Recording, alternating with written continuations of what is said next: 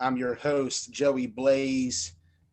Joining me tonight, as always, is the coach himself, Coach Crow. Coach Crow, welcome to the show. Hey, what's up, Joey? We back again for another week of Meet Me at the 50. Loving it, loving it, loving it. How you? I'm doing wonderful, sir. It's been quite a week. Been a very interesting week over on my end. Um, got a lot to look forward to this weekend and the weeks coming up. I'm really excited. Um, Definitely. You guys, did you guys do another tournament? No, you were off this weekend on flag, wasn't you? so this past weekend we started league play over in our league up in Shippensburg. Um, Okay. it was a good Saturday, man. It really was. I was glad to get back out there with the guys, man. You know, sometimes it's bigger than just like filming games. It's a brotherhood, a camaraderie. It's Yep. always a good time out there when you're out in the field. Um, was supposed to go to Dallas this weekend, but lo and behold, apparently you have to pay to live stream inside of the Cowboys Stadium. Oh, okay. Yeah. Yeah, that's Jerry's gonna out of my find a way to make that money. Yeah. He's gonna find a way to make that money. Either he's gonna live stream it or nobody will. That's That's just what it is. The good news for me was I didn't buy my plane ticket yet, and I hadn't bought my hotel either. So thankfully, I avoided that. Indeed. Well, we had a pretty light week in semi-pro because of the Easter holiday, but we did have some games. So you want to go through some of those scores right now?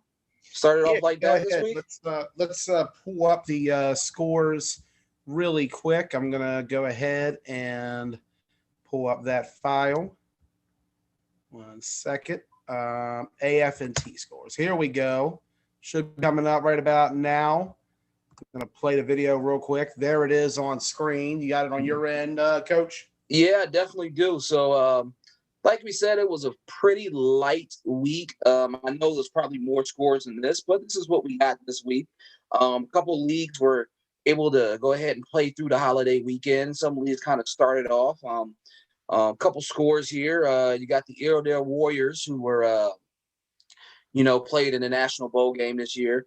They started off pretty well. They won 34-2 over the Carolina Gators, and then and that's in the CFA. And then you got another score there where the Red Hawks won 14-0 over the Jaguars. So CFA started their league play or in the middle of league play, and they're rolling pretty strong with the teams they got, and they're looking like they're going to do some, they're going to have in their season pretty well. And then if you go on down a little bit and look at the FFA down in Florida, you see they played a full slate of games this past weekend. And last weekend we had a lot of conversation about the Magic City Bulls. They lost the game we thought they were going to win. So what happens when good teams or great teams take losses? They come back the next week in a frenzy, and they beat the brakes off of the Florida Chargers 54-14. What you think about that score, Joey? 54-14? Shoo.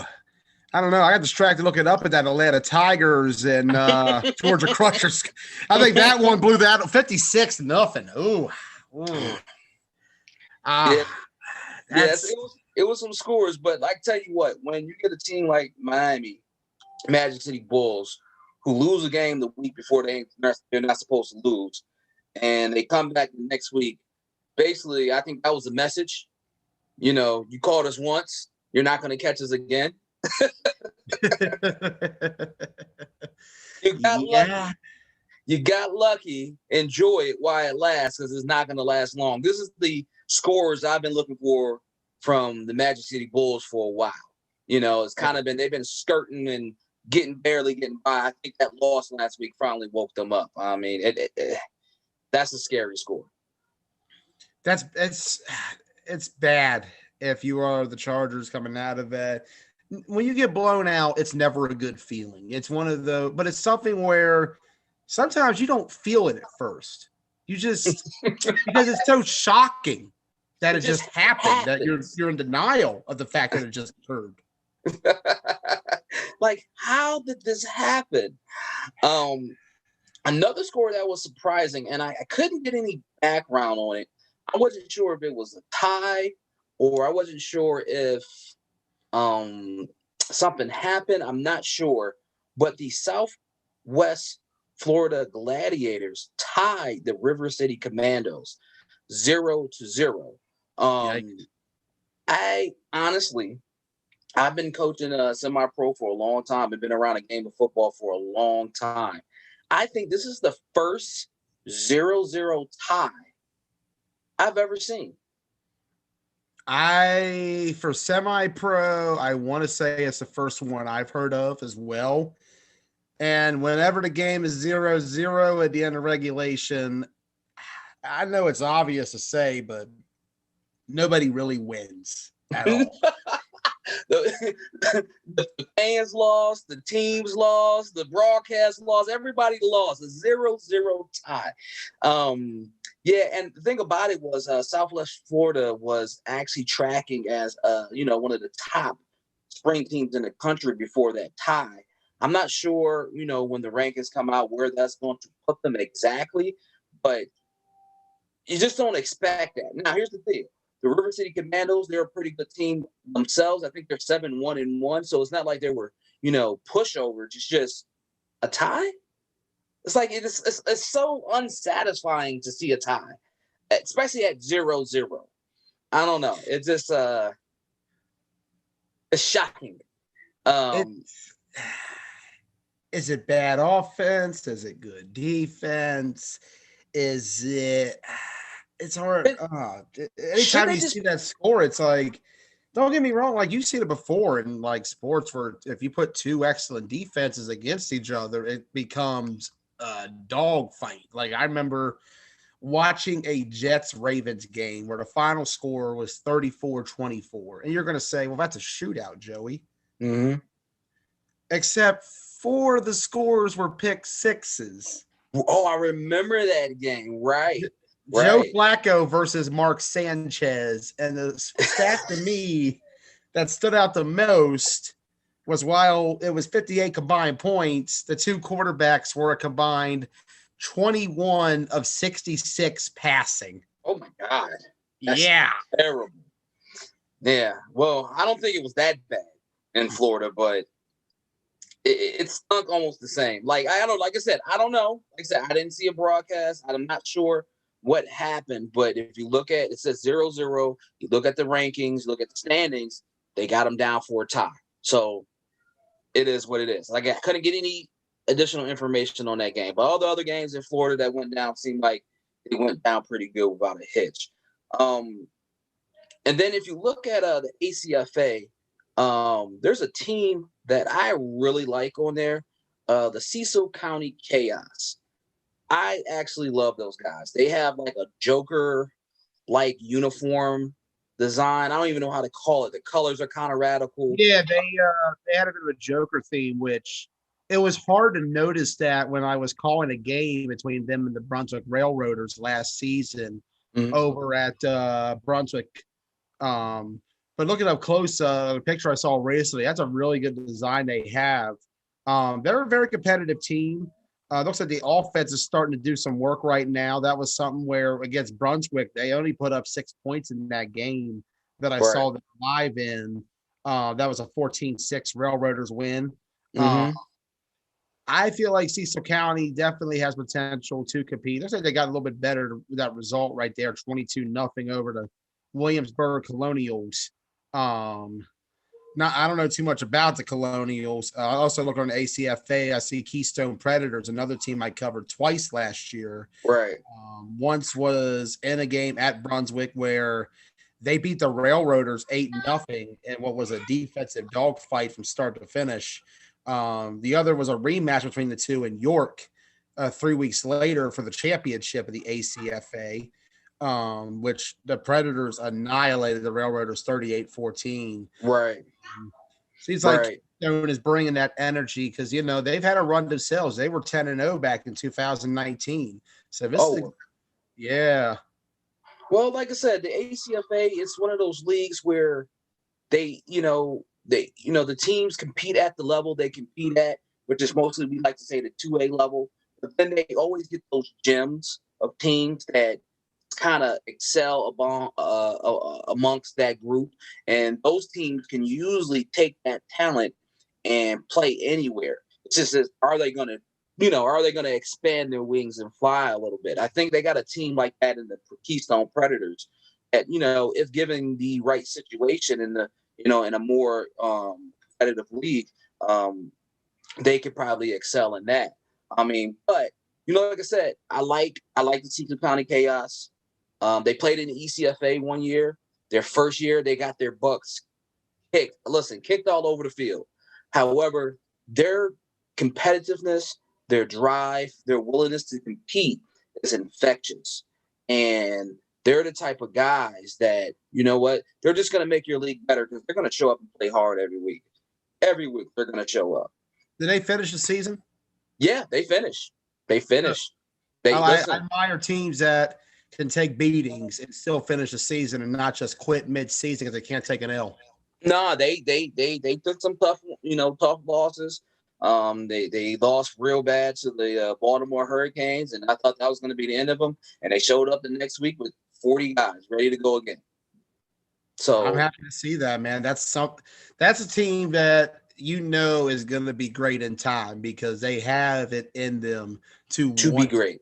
Right. They're not afraid. They swung for the ECFA initially. And while things didn't work out, they're finding their niche right now in the ACFA. And who knows, that may allow them to grow better because sometimes when you are first starting out, you've already tasted what the best of the best looks like. Step down a level, see what you can improve on, and then bring that back up later on as you grow your franchise. Exactly. And I think they're on a good path. So we got the Baltimore Rams, Harrisburg Pit Bulls. I haven't seen the Baltimore Rams since the preseason game against the Lightning. And they look like, they had trouble scoring that game, but it looked like they took care of that. 26 points. I guess that's like 4 touchdowns. They probably put up 4 touchdowns, I'm guessing, by the score, and then played a pretty good defensive game, only allowing 6. So it looks like the Rams are maybe on the way to fixing those offensive woes they had in the preseason game. And that's what preseason's for, right? To figure out what you need to work on. And look like they're moving along and got the win this week. And then, like I said, we already touched on Keystone. They play the Carolina Red Devils. Now, this is where I kind of get, what's the word I want to look for? This Carolina Red Devils team, they're a tough bunch of guys. And they're willing to travel anyway. Because if you look at the makeup of the league and look at what they got a team in Williamsburg, Virginia, Cecil County, Baltimore, Keystone. They're all within 45 minutes, an hour of each other. But then you go all the way down to Jacksonville, North Carolina. So these guys are willing to hit the road and make those 4, 5, 6-hour trips to play these teams. And I just got to take my hats off to them because, not really many teams from North Carolina, and that's not knocking on North Carolina teams, no diss, are willing to make those drives 2-3 times a season. So, yeah, even though they lost 14-0, my hat's off to these guys for being in the league where, there's going to be travel, but they're sticking with it. So, and then, much respect. Yeah, and now let's go to the score that caught your eye. 56-0. I hope that was a home game for the Crushers, because if I was the coach and that was a road game, y'all got to find your way back home. You can't get on my bus. You can't get on my bus. No, the whole team away. Start over, change the name, change the uniforms. We can't let this legacy happen to us like that. Did you pinch her? Did you at least pinch him? Did you just put your hands on him a little bit? Did you do anything? 56, that's the total breakdown in every facet of the game. You did nothing on special teams, you did nothing on defense, and you did nothing on offense. You did nothing anywhere. And that's a complete breakdown. And even though, semi-pro, you'll see your blowouts, you'll see some big games, some big scores, but the breakdown in every level of the game, because that's what that says to me. I didn't see that game. I know Atlanta Tigers do, the live stream. They probably had it up. I didn't see that one.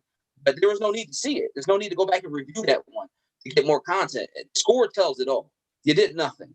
And, you know, I hope they get it together, you know, and hope they come back strong next week because that's tough. And then if you look at the TUFA, the Texas Ravens did the same thing to the Stars, 53-0.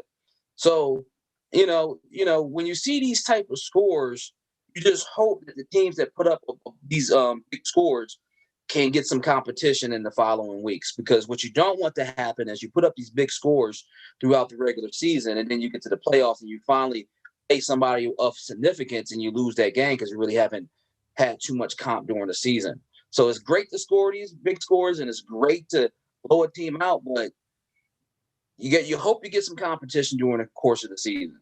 You know, Atlanta, of course, they got some good competition in the APDFL, and I'm quite sure they'll get some good competition in the TUFA as well. It's just that, you know, when is it going to come? And, you know, sometimes it's not about losing. You know, it's not about you taking the L. It's about when you take it.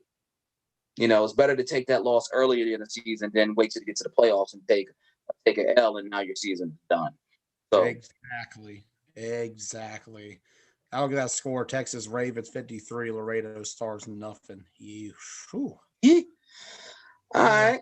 So we got tough. through some of the scores. Like I said, get us your scores. We'll get them up. We'll talk about your game, especially if you get us some content. Inbox us, email us, call us, whatever. Get us the content on your game. That's why we're able to talk about a lot of these games, because they let us know what they're about. And let us know, and, you know, we'll get you on the show. We still have yet to get a Player of the Week nomination, though. We'll love to do that, so get that to us. Hey, we got some games coming up this week. Post some of those flyers real quick, Joey. Let me get that switched up real quick, Coach Crow. All right. Which one you want to start with? I got Coastal, Triborough. Let's start with the Triborough. Triborough it is. Here we go. That playing, got it going. Triborough Football League. They're up there in New York City. New York City. where I'll be next month as part of the 12-day TBT tour. We're hitting New York. Looking forward to it. More on that later. But let's take a look at these games for week 1. You got the Mount Vernon Badgers and the New York Greenway. That's going to be right there in the Bronx on Saturday, 1 o'clock in the afternoon. Take a look, though. You got a nice little slate on Sunday, including a double header in Brooklyn. You got the Queens Huskies and the Brooklyn Bulldogs, and then the Brooklyn Bengals and the New York Ducks. And then over in West Babylon, New York, you got the Empire State Wolfpack and the Long Island Eagles. Triborough Football League kicking off their 2021 spring session. Looking forward to seeing how it goes up there this weekend in the Big Apple. Really excited to see them get started. Definitely. And I know a little bit about a few of these teams. The Brooklyn Bengals actually were a part of a league that we were in 2015, 16, I think 17, the WFF, and their owner, Edgy, got to know him a little bit. Very competitive, fiery owner. He cares a lot about his Bengals, and he's going to try to put them in the best position to win. I know the Long Island Eagles have always been pretty tough team to play. So these are going to be some good games. These are going to be some real good games. And, yeah, I'm looking forward to seeing some of these scores. I think they're going to have a few of these live streamed as well. So I'm going to try to catch one or two. Make sure we look at the Sunday ones, of course, and see if I can see what these scores are looking like and get a good read on how they did in their first week of competition. They're looking for a live streamer up there in New York. Like I said, I'll be up there in the Big Apple at the end of the month. Other than that, I know a guy if y'all need somebody up there in Long Island. It's always good to get media out there. It grows the game. It expands the game. We've seen the impact of live streaming and what it's done over on my world in flag football. And I feel like if semi-pro can get to that kind of level where we're at right now with 9-man, I do feel like it will benefit the game. It will grow the game. Absolutely. And you know, the biggest thing to me, and what I've always said when it comes to live streaming, this is about the memories, man. This is about 50 years from now. you're talking to your grandkids and showing them who you were when you were their age, playing ball out in the field. It's Right. something that you could show your kids. You could sit there and the game's on for your wife, your kids, your girl, your mom to watch. And to me, I feel like that means a lot going forward to the growth of this game. Indeed, definitely. Well said, Joey. But what else we got? I think we got the CFA. Yeah, let me go ahead and I'm going to stop sharing this one. I'm going to switch it up real quick. Let's cue it over down in the Coastal Football Alliance. We got this up. There we go. Take a look at their schedule. Their week 5 lineup. Um, they got the Ducks and the Assassins 1 and 2. That's going to be an interesting matchup to kick off. Someone's O has to go. Yep. And if you're the Ducks, tough road game going to the Assassins. Mm-hmm. In this case, home field advantage. Yeah, well, this is like I said, it's not about if you take an L, it's when you take an L. Week 5 in an 8-week season, it's not a good time to take that L. It's no time to catch up. It's hardly enough time to catch up. So this is an important game for both squads. I can tell you that much. But important game for both squads. All facts, all facts. Next game up, you got the Punishers against the Hurricanes. Give me some details on the Punishers. Well, you got the Punishers who are at number 4, and then you got Palmetto Hurricanes who are at number 6. Now, see, Palmetto is they're good enough to win championships every year. They've won in the NPFL a few years back. They competed real tough in the CFA fall. So it's surprising to see them at number 6. But the Punishers, a defensive team, they're going to really have to hold the Hurricanes at bay. They're going to have to hold them at bay because, like I said, I believe they're coming off a loss last week, if I'm not mistaken, or the week before. It was 2 weeks ago, so I can't quite remember. But I believe they're coming off an L, and I believe that they're going to be hungry for a win this weekend. And I think their tables might turn here. If I had to pick them, I would definitely pick Palmetto Hurricanes to win this particular matchup. Okay. Next matchup, you got the Bears, and what I see is the Columbus County Wranglers. I don't know much about either team. Yeah, I can't really don't know much about either team. I don't. Then you got I guess that's South Carolina Kings is the abbreviated name. Yep. Picking on the Jets, but I can't quite read what the name is above them on the logo. Yeah, so the Jets, I know them to be a pretty tough team. If I'm not mistaken, the Kings are a first-year team, and don't shoot me if I'm wrong, but I believe that's what it is. And I really do have the Jets winning this one and improving their opportunities for the playoffs. I think it's going to be intriguing. Right now, as you can tell, number 9 in the league. I'm not sure how many guys they have. I think they got 9. Okay, I just saw where the Commandos are on a bye this week. Mm-hmm. So there's the 9th team. See if the Kings can get out of the basement this week. Yeah, I think they're doing 6 teams in the playoffs. Again, don't beat me up if I'm wrong. So, those last few spots, these games at the bottom, they're meaningful, and when you're playing, the looks of it, they might be taking 4 Crow because they show 2 weeks for playoffs. Yeah, you got a point. So that's even more tight. So you want to be there. So the Jets need, everybody needs this win. The Jets need to win. The Hurricanes need to win. Punishers. So these are some needed games.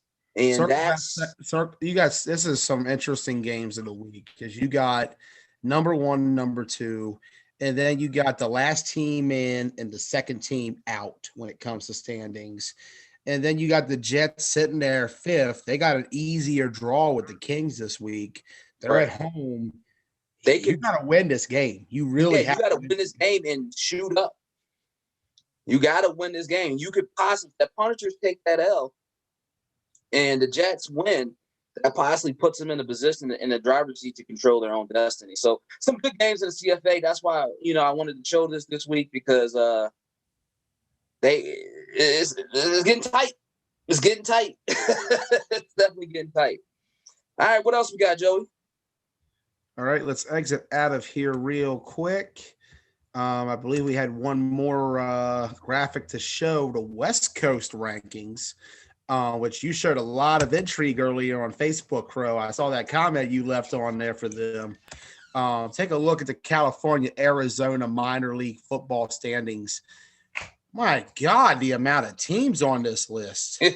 Yeah, man. One of the things here on the East Coast, we lost track of the West Coast. West Coast lost track of us. So one of the things that we've been working through the American Football News today and the Sunshine Bowl is to try to bring our West Coast brothers together with us. So one of the things that my team is going to be doing is in August 7th, we're going to go out to Las Vegas to play a game against the Tucson Thunder.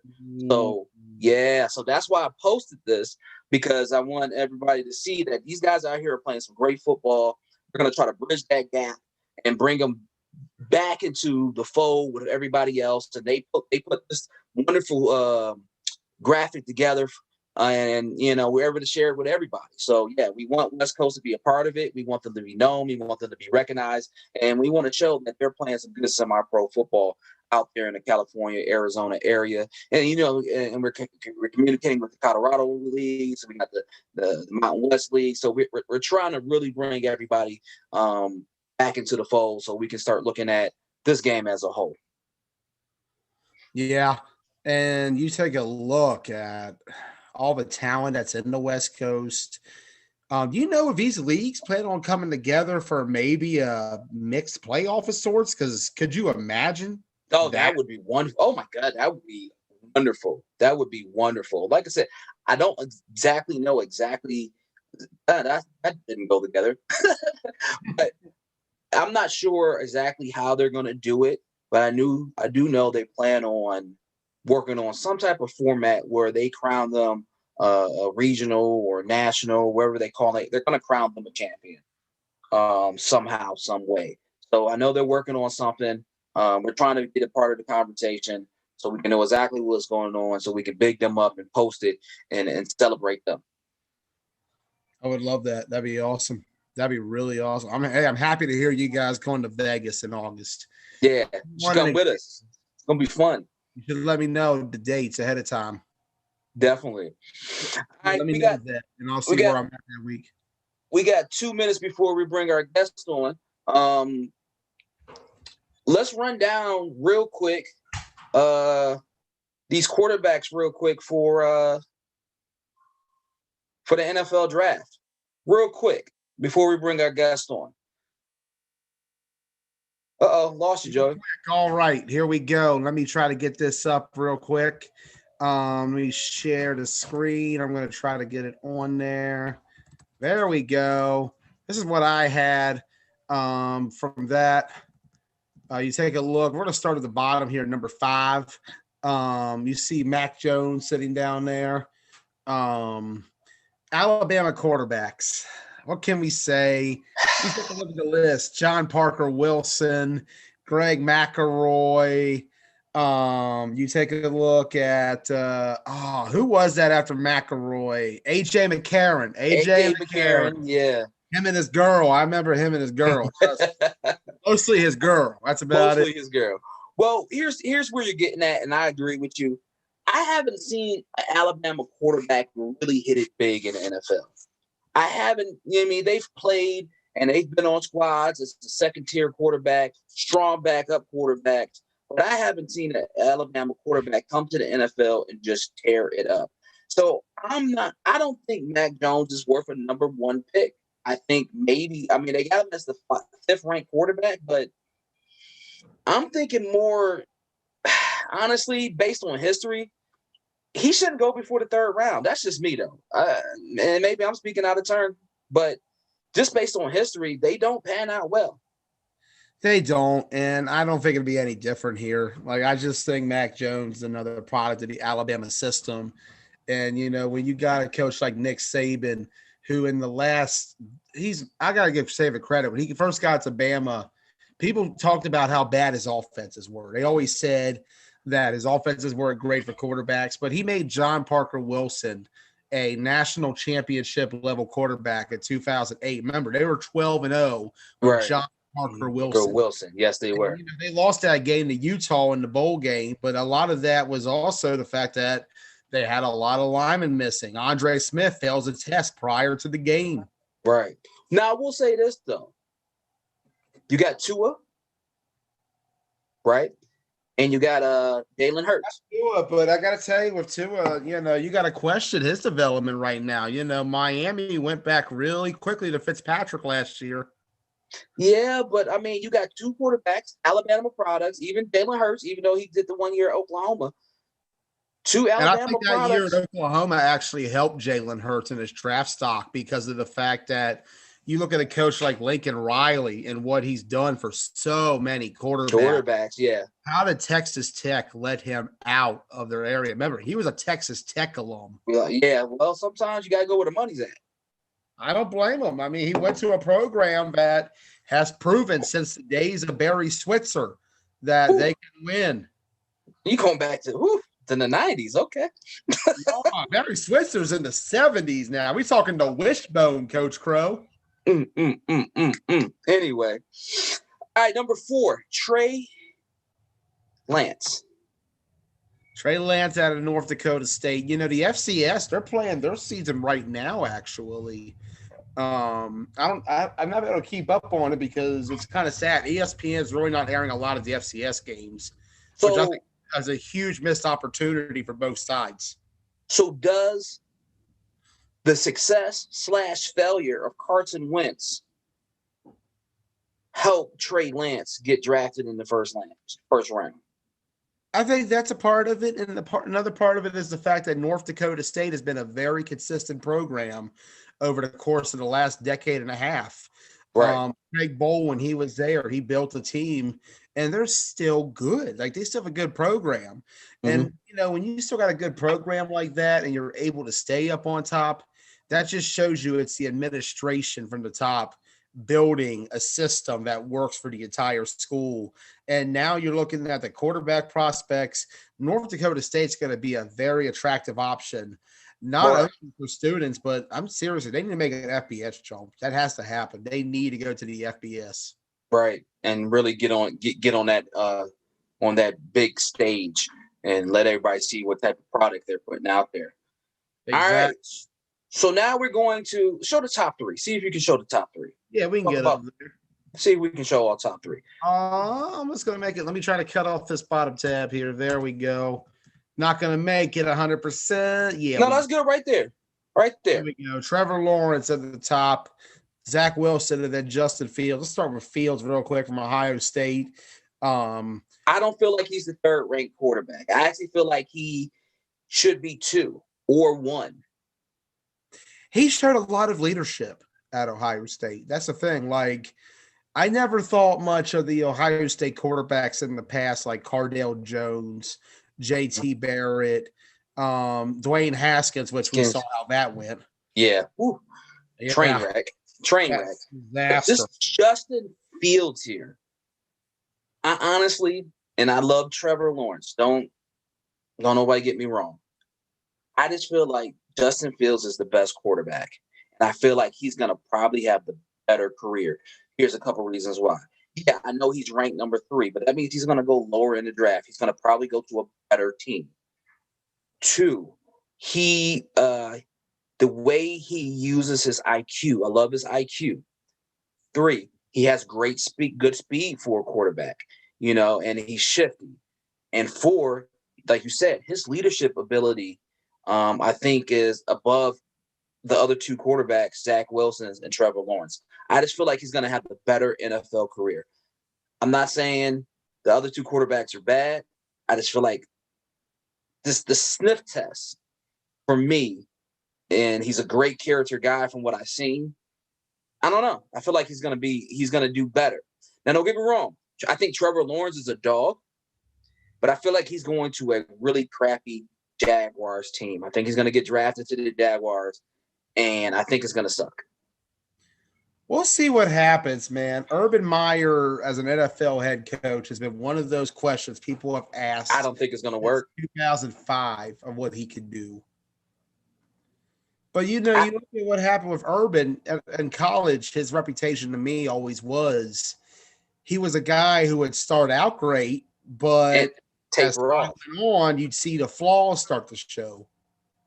I Right. remember I remember Maryland almost knocked off that Ohio State team that was top 10 when they came to College Park a few years ago when we had Matt Canada as the head coach.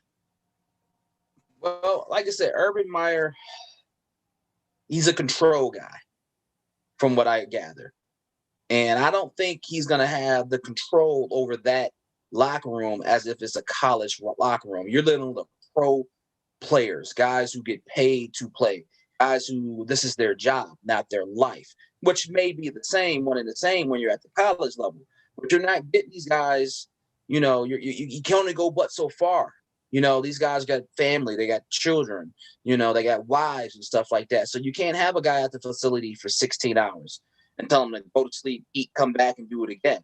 No, that's not how this works. So I'm not sure, unless he makes a major adjustment, I think this is going to really hurt Trevor Lawrence, and I don't think we're going to get the best of Trevor Lawrence. I really don't. I think he's one of those quarterbacks that, unfortunately, is a good quarterback going to a bad team, and we're not going to see I don't think it's going to happen for him. I feel sorry for the kid almost. Like, you're so good that you're going to the worst. Yeah. And now though, the Jaguars isn't a very attractive place because if you can manage that team and bring in the right people and build around Trevor, then maybe you might have something, i.e. Carolina when they drafted Cam Newton. Carolina had nothing when they drafted Cam. They put things around Cam, and Cam became great, led them to a Super Bowl. They lost that Super Bowl, but they got there. If they can do it like that, then maybe Jacksonville has a good chance. But with a new coach, not used to the NFL system, I feel for the kid. I just do. I do. We'll see, man. We'll see. I mean, a lot of people had that same criticism on Pete Carroll when he came to the NFL from USC in 2010. The difference is with Carroll and Meyer is, Pete did have that previous stint with the Patriots in the late 90s. Yeah, and the Browns too, right? Wasn't he with the Browns as well? I think he was on their staff. Right. He might have actually been on Belichick's staff, or not Belichick, Parcells' staff, I should say, in New England. And that'd be the Jets then. He was with the Jets then. But either way. Yeah, I think he was the Jets too, actually, now that I think about it. Okay, so either way, though, he had that NFL experience, and then he struck a gold mine with Russell Wilson. He did. And gold mine. So, all right. So we went a little long, so I hope we didn't spook our guests. But I definitely want to get our guest on. Is he there? Let me stop the screen sharing real quick. And, of course, I click out of it. There we go. Let me hit the admit button. See if we can get him on. We got him. Here he is. Hey, so everybody, like to welcome mayoral candidate of Syracuse, New York, and owner of the Syracuse Strong, Khalid Bey. What's going on, my guy? What's happening, Crow? How you doing? Man, I am wonderful. I'm happy to have you on the show, man. I appreciate you having me. And you and Mr. Joey Blaze, I appreciate it. Yeah, right. And sporting the Syracuse hoodie at that. All Syracuse all the time, man. All the time, man. All the time. All Syracuse all the time. So, a lot to unpack here, a lot going on with you. Let's start off with the with a tough question. What's it like running for mayor? Well, Crow, I've been in elected office for 10 years now, so this will be my 5th election. Okay. And I've been a citywide candidate. I've been a citywide representative for 4 years. So I'm accustomed to the political process. Obviously, when you're going for an executive seat, it's a little bit more sensationalized. It's not as sensational to me, but I guess I have to respect the fact that everybody else thinks it is. Right. To me, it's another campaign. It's just like, when you talk about going from one football game to the next, the teams say, it's another game. This is our job. So it's the same thing for me. It's obviously important to be, as a legislator, we help to manage the operation of the city. Right. The obvious difference being the powers as the mayor, you have discretion with spending, and of course, all of the departments fall under you, and you set policy. Right. That doesn't require legislation, so that's certainly a lot of power. But it's the work. We certainly getting out there working hard, trying to make our case to the people, and hopefully they see the logic. Definitely. Yeah, it's great to see you out there doing your thing and representing the people, and like you have been for the last 10 years or so, and then to take it to the highest position in your city. It takes a lot, and it takes a lot of sacrifice. And I, for one, appreciate that sacrifice because they're in your business. All the time. Yeah, that's for sure. They're in your business. And, it takes a strong person to withstand that. But when you get to the other side of it, there's a benefit to it, and you get to serve the people in a way that you feel they need to be served. So, big congratulations to that. I mean, in my eyes, you already won, just to take that step forward. Yeah, so, I appreciate it. You certainly have to keep your nose clean. I always said to people, even at the time I've been in office, I said, you can't breathe wrong, or you may end up a headline in the newspaper. Nobody wants to be anyone's headline. Right. And so I've been under a lot of scrutiny for the last 10, 11 years. So there's an increase for sure because the media act like they don't know me. Well, we want to know more about you. Well, you've been talking to me for 10 years. What more could you know? Right. But again, it's that sensationalizing of the position, which I understand. But I'm certainly, certainly excited about the opportunity and excited about my chances. And so looking forward to the June 22nd primary. And if we're successful, the general election, November 2nd. That's right. We'll definitely be tuning in. Yes, sir. Definitely be tuning in. So got the politics in. All right, let's talk about some football. Syracuse strong football. Yeah. So last time I seen this team, another tough question. I'm sorry, but I got to go there. It's all right. Seen this team 2020 January. I think it was January 15th. You guys are number one team in the country. You've been number one team in the country pretty much since like August of 2019. You're kicking butt all across the country. You get down to Miami, and the wheels fell off. Take me through that experience, and how have you guys rebounded, and what's in store after the rebound? Well, I'm going to tell you what's true. You won't really know if we've rebounded until the next potential championship game, right? I think there's always a matter of priority. I think our guys may have been a little presumptuous about what the outcome would be. Yeah. You when you have a 30-something game win streak, we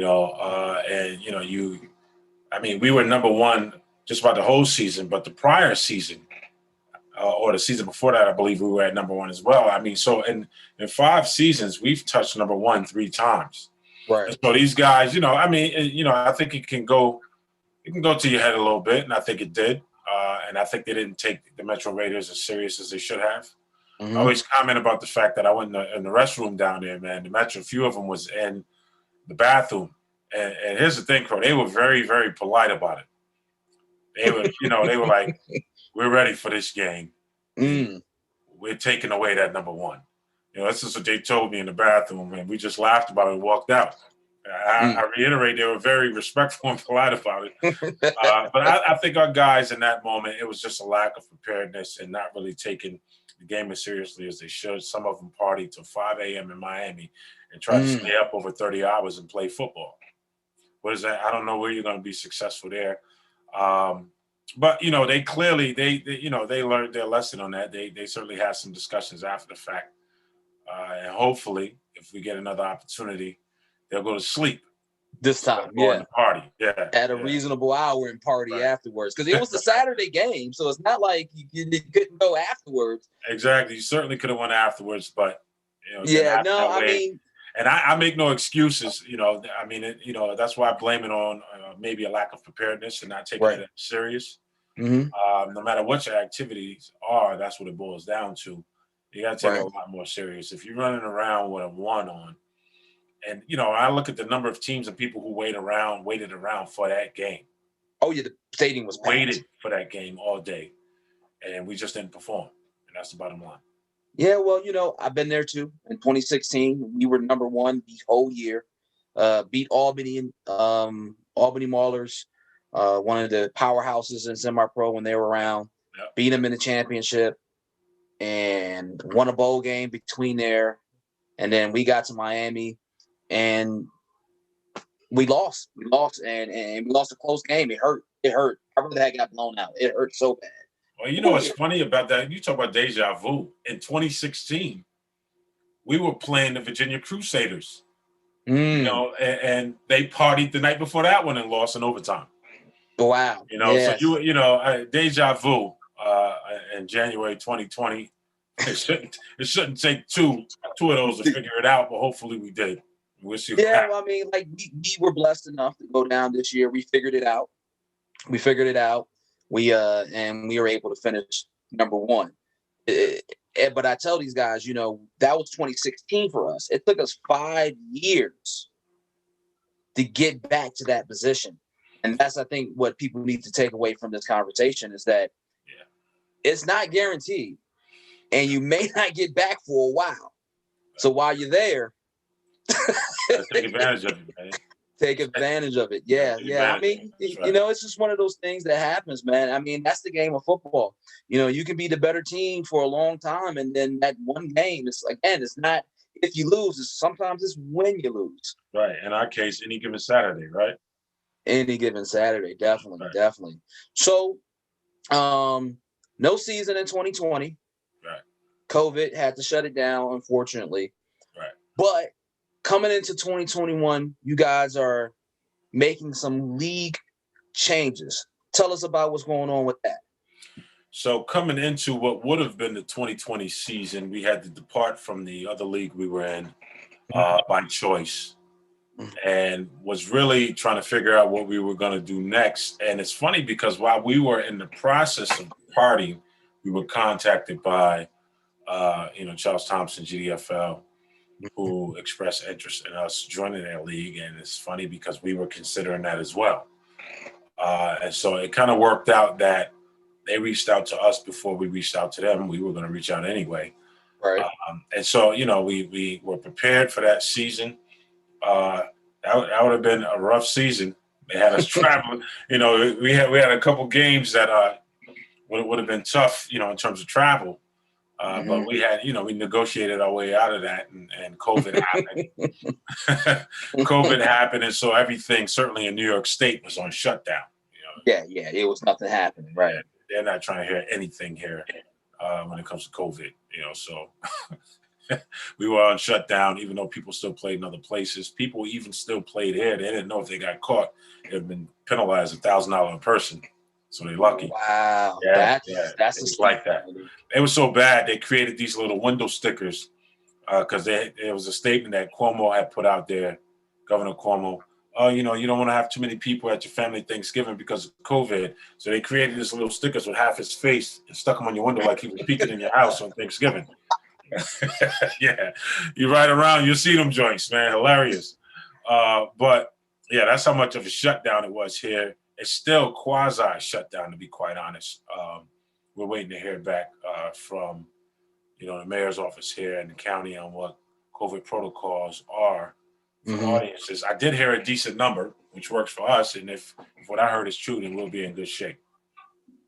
All right. So you guys are going to be able to play this season. We're definitely playing this season. We're already practicing. Yeah. Okay. And where are you guys playing out of this year? Obviously in Syracuse, we changed. We always played at the Valley Sports Complex since I've been involved. Right. I got involved April 2016, and we had to move to Sunnycrestville. The city felt like in their words, not ours, they felt that we outgrew the Valley Sports Complex and we needed to be in a bigger space. And so we're playing at Sunnycrestville, also in the city of Syracuse. That's actually, so it's a bigger field, bigger situation. and you guys gonna be able to have your fans. You're gonna be able to charge and do all that stuff and work it out. Yeah, they got to work it out. Otherwise, we can't pay them for the field. So they already know you. Whatever that number is on attendance, you better make it so that you can get your money. Otherwise, we can't pay you. So okay. Yeah, So, and being in government, there's a nervousness in the mayor's office about it because we don't want to give the appearance that I'm strong arming people into using the field. Right. So we follow the rules. We got 2 city councilors on the strong board. So we follow the rules to the letter just so we don't give the appearance of conflict of interest. Absolutely. I mean, we do the same thing here. We get the permits, we go through the permit process, put the paperwork in, their insurance process, all that stuff. So yeah, I'm pretty familiar. You gotta, you don't want to seem like you're getting any favors. It's a headline, man, so you gotta be careful. Yeah, I don't want a favor. I want to pay for it in full. That's right. In full. I don't want any favors. So all right, so GDFL, new stadium. I know you got new uniforms, so we got a lot of new going on. What does the schedule look like? So this, credit to the GDFL, they were very accommodating coming into 2021, and the improvement of the Extreme East Division in the GDFL. It was structured, and we attracted teams all from New York State. So our regular season is played entirely in the state of New York. We do not have to leave the state, except for once, and that's when we travel to East Penn, which is not too far. They're in Pennsylvania, but not too far away. And so we don't see any interstate travel, if you will, until the playoffs. Okay. So we'll cross that bridge when we get to it. But very, very accommodating in that respect. And so, the schedule, we never take anything for granted. The schedule will be a competitive one, but certainly the playoffs, certainly from my perspective, will not be anything to play with. So, So when do you start up again? When was your first game of the season? Our first game is May 22nd. May 22nd. So Are you guys doing live streaming, or do we got to come to the game? How can the viewers on this show see your Syracuse Strong game? For the most part. So this is a business tactic. We don't live stream because we need our people in the gate. If we live stream, our people, they stay home. We need them to come to the gate. We need their cash at the gate. And this is still a thing we're trying to figure out, Pro. If we can figure out a way to live stream outside of Syracuse, we would do it. Right. Neglect Syracuse and try to live stream everywhere else. We would definitely do that. Or are you at least gonna maybe? May I make a suggestion? I'm open to suggestion. I would say have them make a donation to the team at a certain minimum amount, and that would give them access to a private stream on a Facebook page. Wow, there you go. That may work. That may work. That's why we got Joey. That's what he does. That may work. Yeah, because people need to see the strong play. Like I said, you guys are a top ranked team in the country year after year, and I think besides the community, I think the more people who see Syracuse Strong play, the better appreciation for this conversation and then the type of football you guys bring to the table. Because like I said, we seen you down at Sunshine Bowl in 2019, and you just dismantled the team. You guys rolled through, and that was a really good team out of Richmond that you guys beat. So, I think more people need to see what you guys are doing. Right. Yeah. All right. I appreciate that suggestion. We'll definitely give it consideration. Indeed. So we're at the part of the show where I give you 5 teams, rapid fire, and you tell me the first thing that comes off the top of your head. Got it. All right. I'm gonna start off a little petty, but see what you say. You ready? Yep. Metro Raiders. We'll beat them next time. Good job. All right. Albany Metro Maulers. They was our nemesis. Yes, they were. But a lot of the players was from Syracuse, so they came back home. Indeed. Yeah. All right. Team, you're going to be on your schedule. Upstate Predators. We like them. Tough defense. Tommy's my man. But, we'll take care. We think we'll take care of business. We'll be all right. Okay. I'm being diplomatic because we're friends Right. Definitely. If Tommy was on, he was going to say they're going to give us some work. That's what he was saying. Oh yeah. You know how Tommy's gonna say it. Yeah, they're gonna get this work. Yeah. Right, You know exactly what Tommy's gonna say. East Penn Raiders. Yo, they always look good, man. The uniforms, everything about them, and obviously Mike is a good guy. We look forward to playing them. They're very competitive. We did, in 2019 season leading into 20, both Upstate and Penn, East Penn, we handled our business and it didn't imply that anything was not tough. And so we expect them to play as tough. Absolutely. As always. Yeah, definitely. Yeah. And last team, Syracuse Strong. Number one team in the nation. They might as well put it back up there. Just stick us up there. Even if we ain't playing no 2020, that ranking from last year is fugazi. Listen. Hey, they still played. I give credit where credit is due. They still played. Hey, listen. We were able to get sneak a season in, man. Sometimes. Hey, I'm gonna tell you something. It's tough. I wish I would have caught a game. If I had to, say who was based on last season legitimate number one right now, it'd be you guys or Brooklyn. Yeah, that's a game we desperately wanted. So since we couldn't get it, we joined their league. Yeah. We'd be shy. We'd be okay with top 5. Let's get this preseason ranking going and get this party started. Yeah, we'll get it going. Yeah. Absolutely. All right. Well, listen. 2 minutes. It's on you. Say what you need to say. Say how you feel. Well, I want to express my appreciation, Crow. I don't think that minor league football has gotten adequate attention. I think the XFL demonstrates that there's still a market for football in addition to the NFL, not instead of. And even with the XFL being there, minor league football still has a lane. And so, I think we have an opportunity here for as long as we continue to build the brand and make it sexy, we may find a permanent spot for minor league football, out here in the football atmosphere. So it's my hopes that obviously Syracuse Strong, but every team that puts this effort forward can create some kind of link, give these guys a platform to perform, do what they love. We could all win. Absolutely. Mr. Bay, I appreciate you. Hopefully we'll be calling you Mayor Bay here in a few months by the end of the year. And congratulations on everything you're doing. We appreciate you.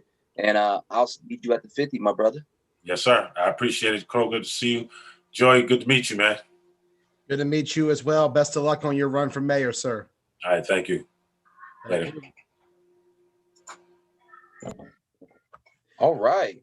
So Khaled Bay, everybody. That was it's good to have him on, and it's great to get with folks, especially, in their political careers. And, he's running for mayor now. Next thing you know, he may be running for governor. So, it's always good to tap into your local politicians while they're making that rise, because you never know, you might be looking at the next governor, the next president. You don't know. So, support these guys early. Don't wait until you're seeing them on TV. Get involved, know who they are. And you never know, you might have an advocate in your corner as you do your teams, your youth league, your flag league, your semi-pro team league, whatever the case may be, because at the end of the day, these are the guys that sign the permits. These are the guys that advocate for you in the council meetings, so get involved. It's going to help you in the long run. So, man, it was good to have him on. What you think? That was awesome, man. It really was. Glad to hear from him. Minor league football, as he called it, I think is a better name for what we do.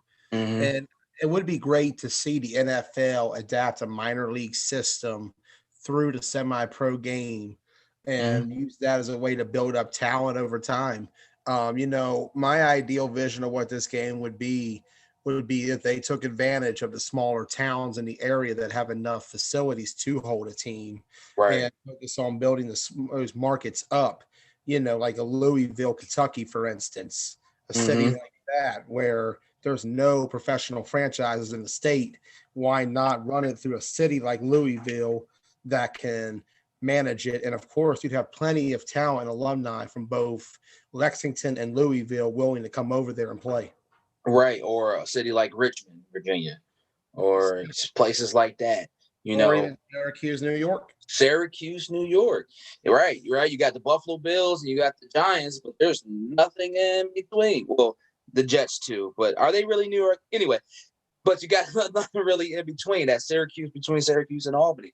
So those are great places, great towns to have these teams, these minor league teams.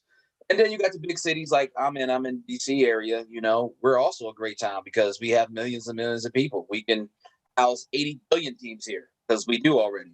So it's just one of those things where, like you said, it'd be great if the NFL adopted some of it. All right, so I got a rant today. It's a short rant. I'm not going to go long on the rant today. It's actually more self-serving than anything. But one of the things that I believe in, and Dion said it, you look good, you feel good, you play good. So I own a company called Capital City Designs, and we've been doing uniforms for people for 8-9 years. And what pains me the most is when I see minor league teams, and this goes to what you were saying, Joey, out there not looking the part, not representing yourself properly. Everybody has a part to play, and how you present yourself is a big part of the show. This is a business, and whether you like to think of it or not, this is a business. Football is a business. Even though it's minor league and no one's really making any money per se, you're still managing people's money for the dues they put in. You're managing time, and you're managing facilities and things like that. So you want to look good when you're doing it. So my rant today is really step your uniform game up. Look the part, be the part, have your helmets looking great, face masks, your socks, your undergarments. Be out there looking like a team. Uniformity is the first thing people see before they even see you take the field and play. Before you throw a pass, before you get out there and get a huddle going. They want to see how you look. And people can be really turned off if you don't look right, if you don't look the part. You could play an awesome game and score 1 billion points, but if you got 4 guys out there in mismatched uniforms, they're not going to respect it. So even though this is a little self-serving because I do own a uniform company, please go, if you go through my company, which is Capital City Designs, again, I'm going to say it one more time, or you go through any other company, look the part, have your home and away, clean them, get your socks, everything. Again, self-serving, I know, but it needs to be said. Your first impression, sometimes it's the only impression you get to leave with people. So that's my rant for today. Real short. I get it. Self-serving. Shoot me. But it's my show. It's Joey's show. So I can't say anything. I'm the guy whose flag football team's whole philosophy was just make sure we're all wearing the same color shirts, no matter what it says on it. yeah, But I would say that's a something man, I can't even see myself. This background is glitching so hard. That's something that, I see in my game all the time over where we're at. A lot of guys at least make an effort to try to match the collar the team's wearing. But I've had it before where we've had games where team A is saying, well, we're going to wear black. But the next thing you know, they got guys in black, guys in blue, guys in white, guys in red. Yeah, that's so tacky. And you can't expect anyone to support what you're doing if you don't at least look the part. Uniformity is so easy. It's simple. And you know what, though? A lot of folks they want to be individuals. Here's the deal. If you want to be an individual, play tennis or golf. Football is a team sport. Uniformity is key. Box. Individual sport, box. But even in boxing, the trainers have the same robes on.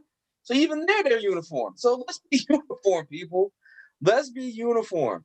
Contact Capital City Designs or anybody else of your choosing. And let's get uniform. Let's look good.